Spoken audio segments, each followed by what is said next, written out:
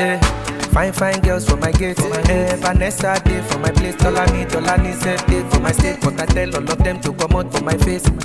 Yeah, come out for my face. If they like it, they talk when they start to put it. If you know they, I know mine to go celebrate. If you want me to sing, I go sing on my day. So I tell all the girls I see them.